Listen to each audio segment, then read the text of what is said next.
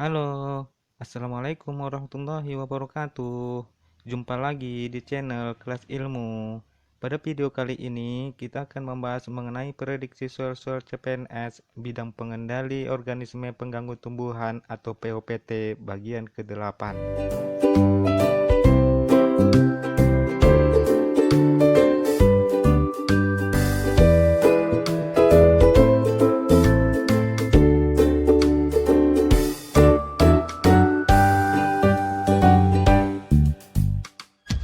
Nomor 1. Pengendalian hayati merupakan metode pengendalian yang alami sehingga aman bagi lingkungan dan kesehatan manusia.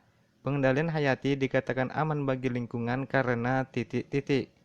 A. Terjadi secara alami. B. Tidak menggunakan pestisida. C. Makhluk hidup yang digunakan tidak berbahaya bagi kesehatan manusia. D. Mampu menyesuaikan diri dengan perubahan lingkungan.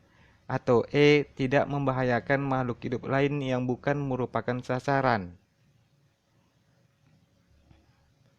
Pembahasannya, pengendalian hayati merupakan metode pengendalian yang alami sehingga aman bagi lingkungan dan kesehatan manusia.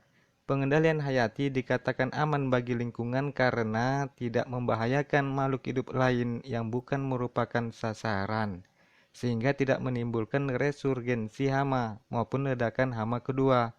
Pengendalian hayati aman bagi kesehatan manusia karena makhluk hidup yang digunakan merupakan makhluk hidup yang tidak berbahaya bagi kesehatan manusia. Jadi jawabannya adalah E. Tidak membahayakan makhluk hidup lain yang bukan merupakan sasaran. Nomor 2. Menghindari penggunaan pestisida berspektrum luas, penyediaan nektar polen air, dan perbaikan bercocok tanam merupakan contoh pendekatan dalam pemanfaatan agen pengendali hayati secara titik-titik. A. Introduksi. B. Konservasi.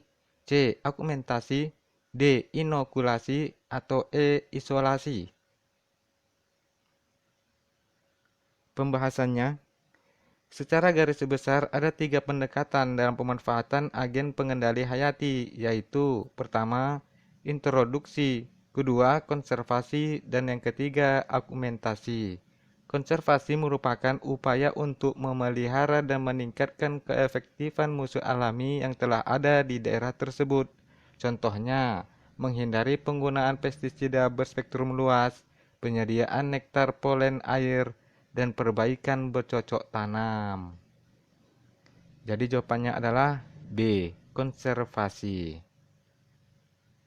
Saran saya, baca juga pendekatan dalam pemanfaatan agen pengendali hayati yang lain. Lanjut, nomor 3. Pada tanaman kentang, Varicornis merupakan parasitoid yang memiliki potensi sangat besar di wilayah Indonesia sebagai pengendali hayati untuk mengendalikan titik-titik. A. Kumbang Epilasena sp. B. Hama ulat tanah Agrotis ypsilon. C. Hama penggorok daun Liriomyza spp. D. Hama kutu daun Myzus persicae. Atau E. Hama penggerek buah Heliotis armigera.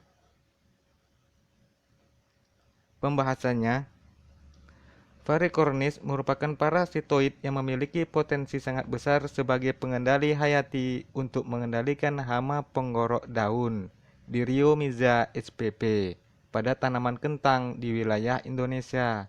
Karena di samping pertimbangan dari faktor fekunditas dan lama umur hidup imago betinanya, Varicornis juga merupakan parasitoid lokal yang telah beradaptasi di wilayah Indonesia. Pemanfaatan parasitoid ini dapat dilakukan dengan cara konservasi melalui mengatur pola tanam dan pengaplikasian teknologi pertanian ramah lingkungan. Jadi jawabannya adalah C. Hama penggorok daun Liriomyza spp. Nomor 4.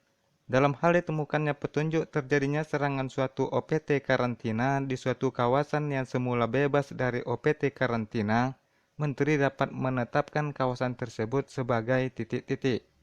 A. Kawasan karantina tumbuhan. B. Kawasan OPT karantina. C. Kawasan karantina ekosistem. D. Kawasan serangan OPT. Atau E. Kawasan tumbuhan karantina.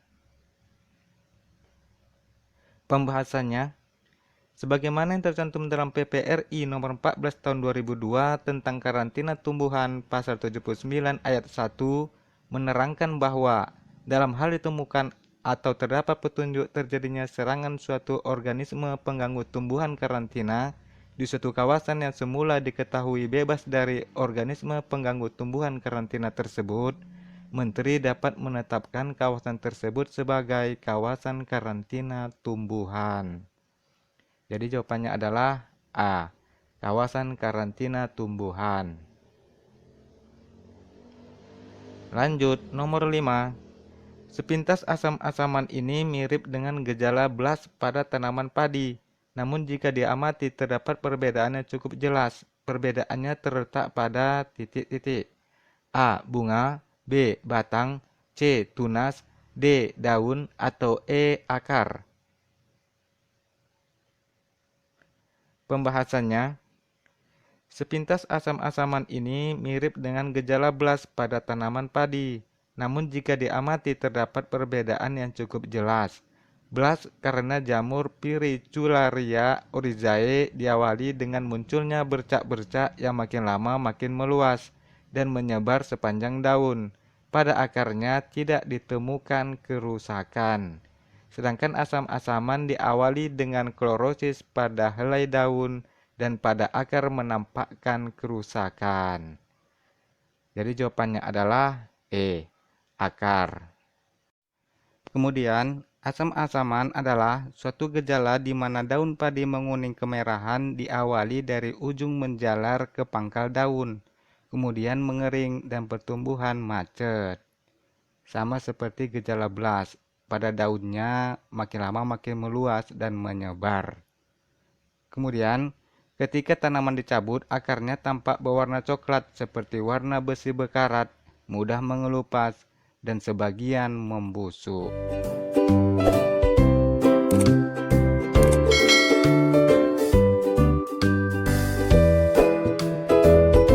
Nomor 6. Gejala serangan lalat buah pada tanaman dilakukan dengan cara titik-titik. A. Menghisap cairan pada akar tanaman. B. Menghisap cairan daun tanaman. C. Menggigit biji dan batang.